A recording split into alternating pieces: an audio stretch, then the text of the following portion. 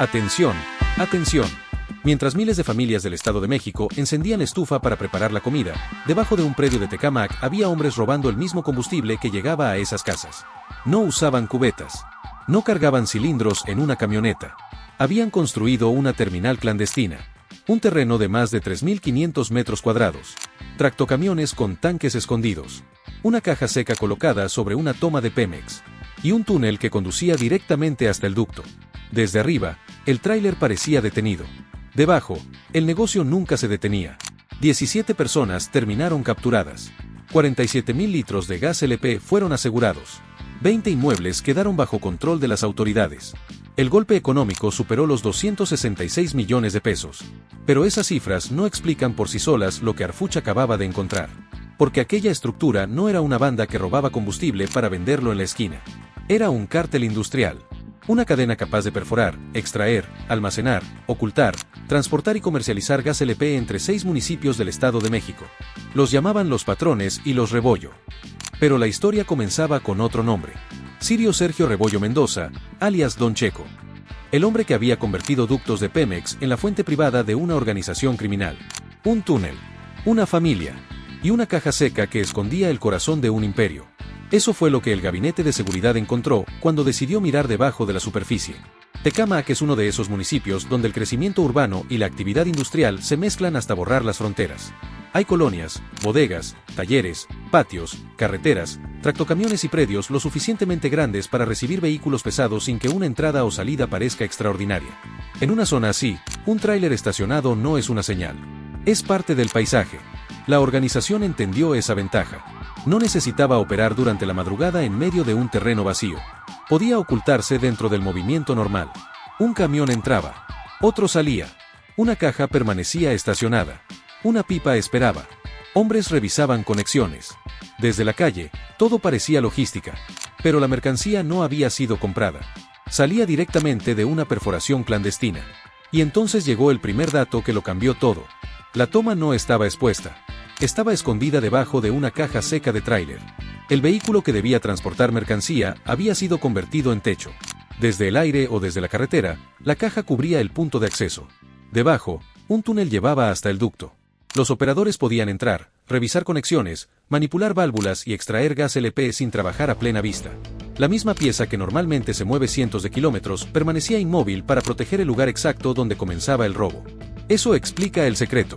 Lo que sigue explica la magnitud. El gas extraído no se quedaba ahí. Era utilizado para llenar pipas y tanques. Después salía hacia otros predios del Estado de México. Algunos tractocamiones llevaban cajas adaptadas con depósitos escondidos en su interior. No mostraban la forma de una unidad dedicada al transporte de combustible. Parecían mover carga seca. El producto podía cruzar avenidas y carreteras sin advertir a nadie que llevaba miles de litros de gas LP robado.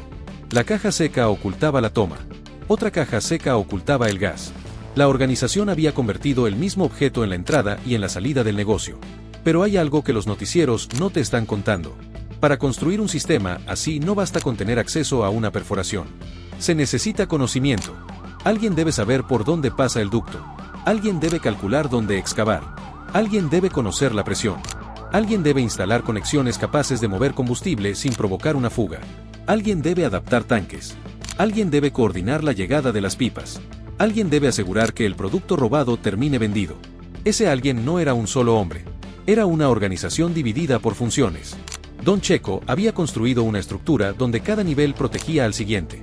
Los perforadores trabajaban bajo tierra. Los conductores movían las cargas. Los encargados de los predios administraban entradas y salidas. Los responsables de las gaseras daban apariencia comercial. Los operadores financieros convertían litros en dinero. Y los familiares mantenían el conocimiento dentro del círculo más cercano. Durante años, el negocio creció hasta provocar afectaciones que las autoridades calcularon en alrededor de 1.200 millones de pesos anuales. 1.200 millones. Una cantidad suficiente para comprar vehículos de alta gama, asegurar inmuebles, pagar personal, modificar tractocamiones, construir túneles y mantener reemplazos listos para ocupar cada posición. La red no estaba diseñada únicamente para ganar. Estaba diseñada para sobrevivir. En junio de 2025, las fuerzas federales detuvieron a Don Checo junto con 31 presuntos integrantes de su grupo. 32 personas fuera de la calle. El fundador encerrado en el altiplano. Para cualquier organización tradicional, aquello habría sido un final. Pero el gas siguió moviéndose. Ese fue el momento en que Harfuch entendió que el verdadero jefe no era solamente Don Checo.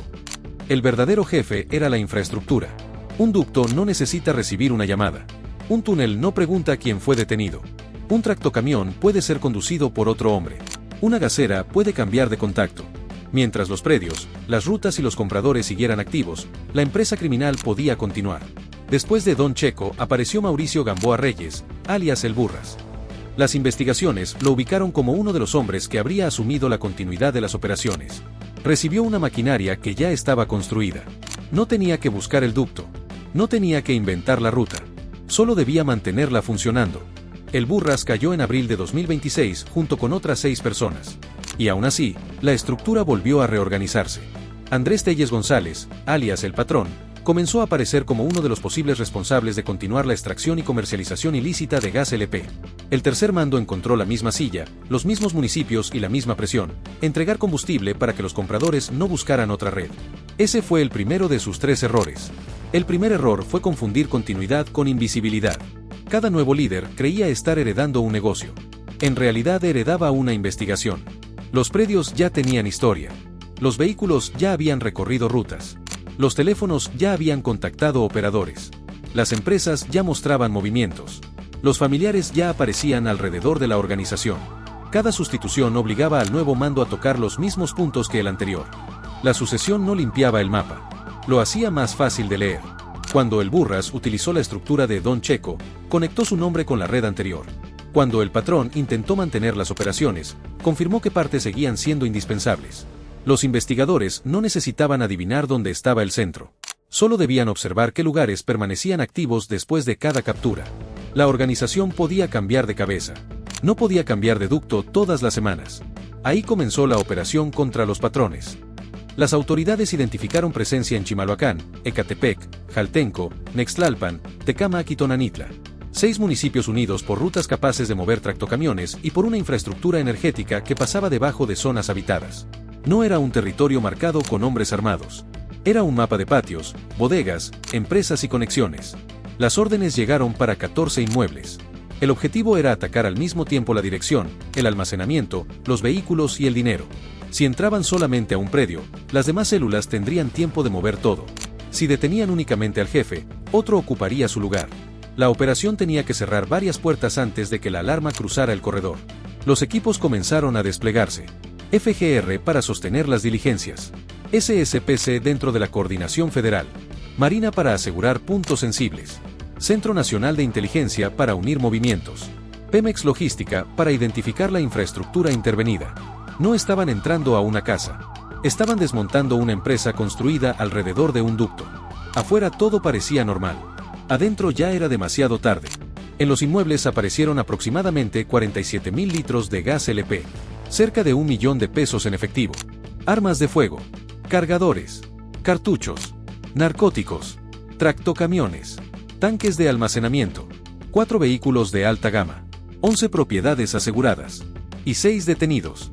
Entre ellos, el Patrón. La primera célula había perdido al hombre que habría tomado la continuidad después de El Burras. Pero lo más valioso no brillaba. No era el dinero ni los vehículos.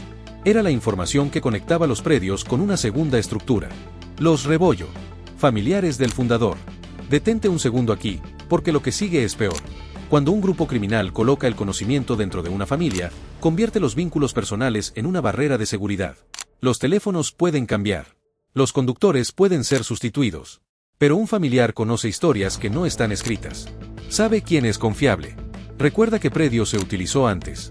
Conoce al empresario que compra. Puede comunicarse sin explicar toda la operación. No necesita demostrar lealtad porque el apellido ya funciona como contraseña. La familia se convierte en archivo. Eso era lo que los Rebollo protegían. La captura de Don Checo no había borrado su conocimiento. Parte de él seguía circulando entre personas capaces de coordinar las actividades ilícitas desde dentro del mismo núcleo. La organización no solamente tenía reemplazos, tenía memoria hereditaria. El análisis de lo asegurado durante el primer operativo condujo a 9 inmuebles más. La segunda intervención ya no buscaba únicamente a quienes obedecían a El Patrón. Buscaba a quienes podían mantener la estructura viva aunque todos los jefes anteriores estuvieran detenidos. 11 personas fueron capturadas. Y el operativo llegó hasta el predio de Tecámac. Más de 3.500 metros cuadrados. Espacio suficiente para recibir tractocamiones, ocultar cajas adaptadas y operar como centro clandestino de abastecimiento. Los vehículos podían entrar vacíos y salir cargados sin mostrar a simple vista que transportaban. El lugar no era un escondite temporal. Era una instalación permanente. Ese fue el segundo error. El segundo error fue construir algo demasiado grande para moverlo. Un negocio pequeño puede abandonar una toma, puede quemar una camioneta, puede esconder una manguera. Pero una operación industrial necesita activos fijos. Predios, túneles, cajas adaptadas, tanques, rampas, portones, vigilancia, herramientas, espacio para maniobrar. Cada metro cuadrado aumentaba la capacidad de la organización. Cada metro cuadrado aumentaba también el tamaño del objetivo. La red había crecido tanto que ya no podía desaparecer cuando llegaran los agentes. Un tractocamión no cabe en una cochera. Un tanque de miles de litros no se mueve en minutos. Un túnel no puede borrarse con una llamada. La misma escala que producía millones convirtió el predio en una confesión construida con cemento, metal y tierra. Los elementos recorrieron el lugar. Revisaron unidades. Identificaron cajas. Observaron adaptaciones. El predio parecía revelar una operación de transporte, pero faltaba la fuente. El gas tenía que entrar desde algún lugar. Entonces miraron la caja seca. ¿Por qué estaba colocada exactamente ahí? ¿Por qué permanecía inmóvil? ¿Qué había debajo? La respuesta estaba bajo tierra. Una toma clandestina. Un túnel hacia el ducto de Pemex. Ese momento cambió toda la operación. Hasta entonces, los vehículos y tanques demostraban capacidad logística. El túnel conectaba esa capacidad directamente con la infraestructura nacional. Ya no había una distancia entre el gas robado y la organización. El ducto entraba prácticamente al predio. La empresa criminal había construido su propia terminal. El túnel permitía aproximarse sin excavar cada vez desde la superficie. La caja seca ocultaba el punto. Los tractocamiones esperaban arriba. El gas podía ser extraído, transferido y enviado a otros inmuebles. Todo estaba dentro de una cadena cerrada. Pero el hallazgo también revelaba el riesgo. Gas LP bajo presión. Conexiones clandestinas. Tanques escondidos. Vehículos que podían circular por zonas pobladas sin identificación adecuada. Una chispa podía destruir el predio. Una fuga podía avanzar sin que los vecinos entendieran de dónde venía. Un accidente en carretera podía convertir una caja aparentemente común en una explosión.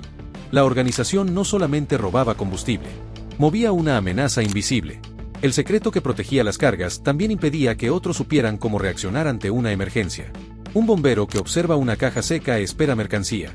Un conductor que circula detrás no calcula la distancia necesaria frente a una pipa.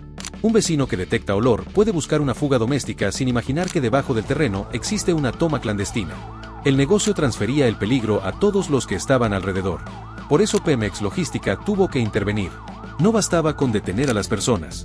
Había que asegurar el ducto, revisar la perforación, cerrar la toma y evitar que el punto continuara liberando producto. El túnel era evidencia, pero también era una amenaza activa. Los agentes arriba. Los técnicos abajo. Los vehículos inmóviles. Los detenidos separados. Las entradas controladas. El centro clandestino que durante meses había funcionado como una terminal privada comenzó a ser desmontado pieza por pieza. Y entonces llegó la cifra. La segunda acción representó una afectación de más de 165.500.000 pesos. 9 inmuebles, vehículos e hidrocarburo fuera del control de la organización. Sumada a la primera operación, la pérdida superó los 266 millones. Pero hay algo que los noticieros no te van a contar. El valor de los objetos asegurados no era el golpe completo. Lo realmente costoso era perder el sistema. Un tractocamión puede comprarse de nuevo. Un predio puede rentarse. Una caja puede modificarse. Lo difícil es reconstruir la confianza, la ruta y el acceso al ducto al mismo tiempo. Los patrones habían perdido al sucesor. Los Rebollo habían perdido al núcleo familiar. El túnel había quedado expuesto. Las empresas gaseras vinculadas a la investigación podían comenzar a mostrar sus registros. Los compradores ya no sabían quién podía cumplir. Los conductores no sabían qué rutas seguían vigiladas. La organización entró en la fase que más temía. Todos comenzaron a desconfiar de todos. ¿Quién entregó la dirección? ¿Qué teléfono estaba intervenido? ¿Qué conductor fue seguido? ¿Qué familiar habló? ¿Qué documento encontrado en los primeros 14 cateos condujo a los siguientes 9 inmuebles? La duda destruye una estructura desde adentro. Un jefe puede ordenar silencio. No puede impedir que cada integrante piense que el otro ya está colaborando. Ese fue el tercer error. El tercer error fue creer que la familia podía mantener unido el negocio después de tantas capturas. La familia había sido una fortaleza porque guardaba conocimiento. Cuando llegaron las órdenes, se convirtió en un punto de concentración. Los mismos vínculos que facilitaban coordinar operaciones permitieron a los investigadores identificar una célula. El apellido que servía como contraseña terminó funcionando como una línea de investigación. 11 detenidos en la segunda acción. 6 en la primera. 17 en total. Si se suman Don Checo, sus 31 acompañantes, el Burras, las 6 personas capturadas con él y los 17 de estas operaciones, la investigación alcanza 56 presuntos integrantes detenidos. 56. No era una banda pequeña. Era una empresa con personal suficiente para reemplazar funciones, cubrir municipios y sostener una cadena industrial. La FGR describió el golpe como una afectación escalonada a los distintos niveles de mando. Esa frase no fue elegida al azar. Primero los líderes, después los sucesores. Finalmente, quienes mantenían la operación logística. Traducido al lenguaje de la estructura, significa otra cosa. Primero quitaron al hombre que daba la orden. Después quitaron al hombre que ocupó su silla. Luego quitaron al que intentó continuar. Finalmente, apagaron la maquinaria. Eso es lo que Arfuch estaba buscando. No una fotografía con un detenido. Un negocio detenido. Porque capturar a Don Checo sin tocar los predios habría dejado el ducto abierto. Detener a El Burras sin investigar a El Patrón habría dejado la sucesión activa. Capturar a El Patrón sin entrar por los Rebollo habría dejado la memoria familiar. Detener a todos sin asegurar el túnel habría permitido que otra célula llegara y ocupara el mismo punto. La operación tuvo que recorrer toda la cadena. Y aún así, falta la última parte. ¿Quién recibía el gas cuando ya parecía legal? Una estructura capaz de robar miles de litros necesita compradores constantes. El combustible no puede quedarse en los tanques. Debe convertirse en dinero. Las investigaciones sostienen que se utilizaban empresas gaseras para comercializar el producto. Esa fase es la más silenciosa porque ocurre frente al consumidor. Una pipa llega a una colonia. Un trabajador conecta una manguera. Un cilindro es entregado. Una familia paga. Nadie puede mirar el gas y reconocer que fue robado. El producto no conserva una marca visible de origen. Cuando se quema, desaparece. La organización aprovechaba esa característica. Pero las empresas dejan papel. Compras, ventas, facturas, permisos, rutas, nóminas, volúmenes, cuentas bancarias, contratos. Si una gasera vende más combustible del que adquirió legalmente, alguien debe explicar la diferencia. Si sus vehículos frecuentan predios asegurados, alguien debe explicar la ruta. Si un administrador está conectado con familiares de Don Checo, alguien debe explicar la relación.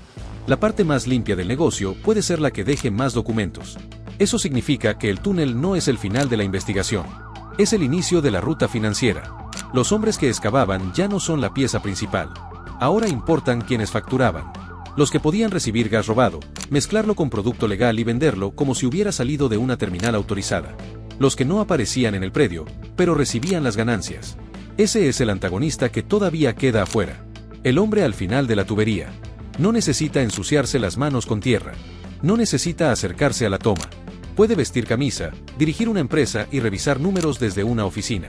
Su función comienza cuando el combustible ya cruzó el túnel, llenó una pipa y perdió la historia de su origen. Arfuch tiene ahora las dos partes visibles, el punto de extracción y la red logística. Lo que sigue es conectar ambas con el mercado. Cada teléfono asegurado puede contener una entrega. Cada tractocamión tiene una ruta. Cada predio tiene visitantes. Cada gasera tiene volúmenes. Cada millón tiene un destino. Y ese destino no termina en los vehículos de alta gama asegurados durante los cateos. Esos automóviles muestran el nivel de vida que el negocio podía financiar, pero no explican cómo se mantenía el flujo. El verdadero poder estaba en la repetición. Extraer hoy, cargar mañana, vender después, volver al ducto.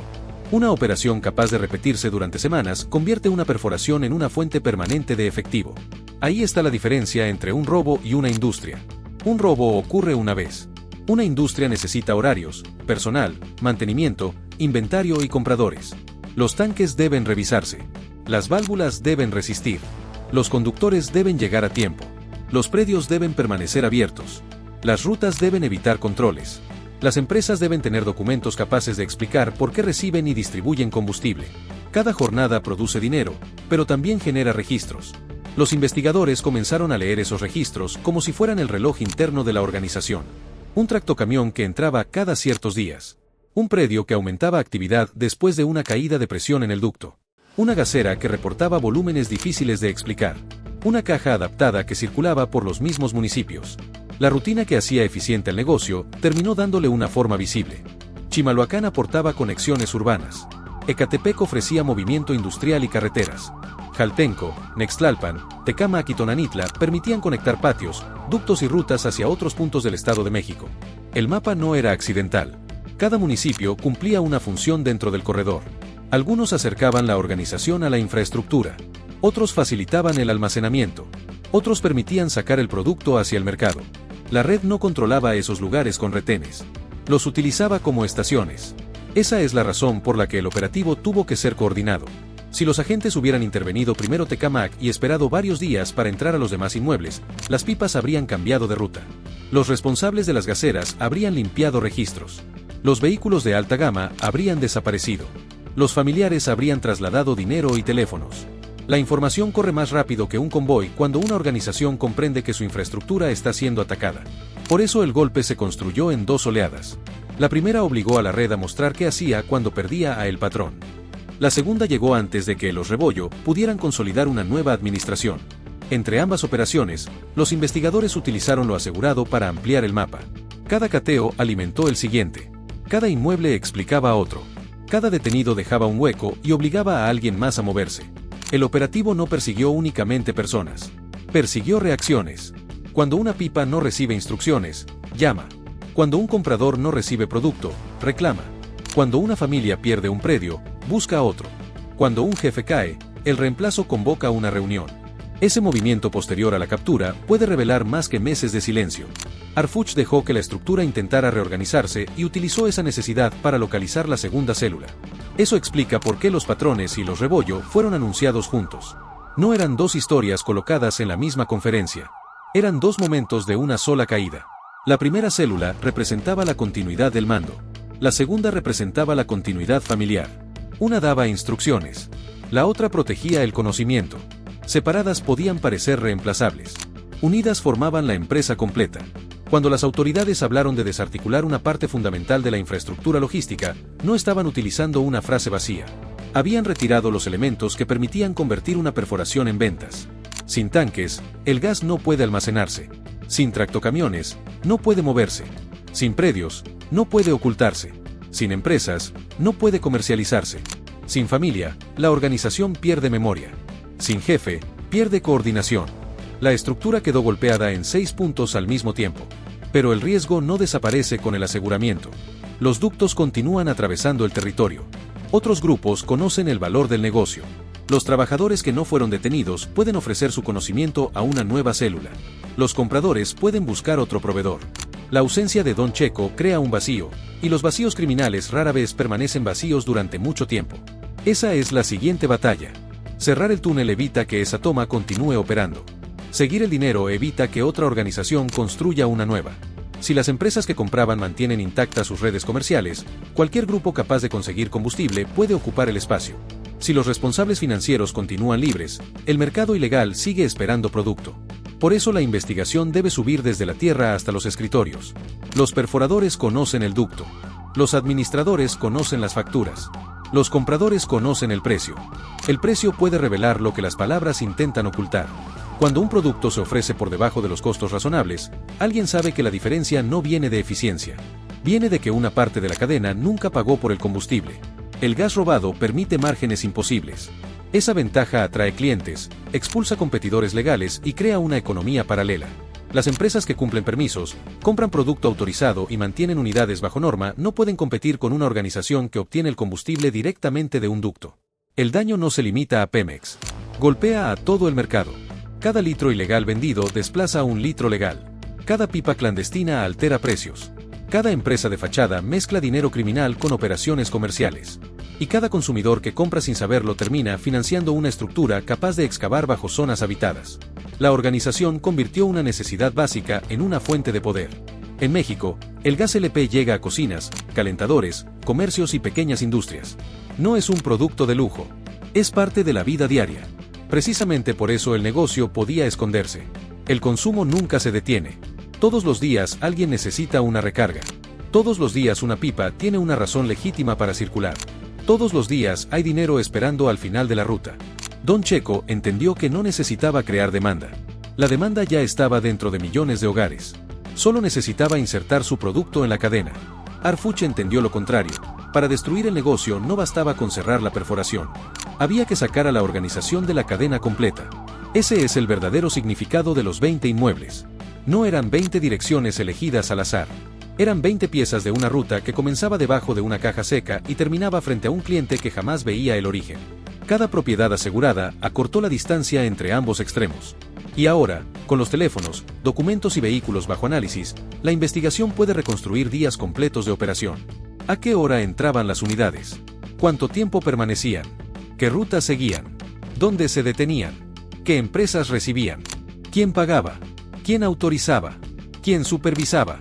La toma clandestina era secreta. La logística no podía serlo para siempre. Dale like si llegaste hasta aquí, porque esto apenas comienza. El golpe contra los patrones y los Rebollo demuestra que el huachicol de gas LP no siempre se parece a los hombres que cargan bidones alrededor de una toma. Puede tener forma de empresa. Puede utilizar tractocamiones adaptados. Puede ocupar terrenos industriales.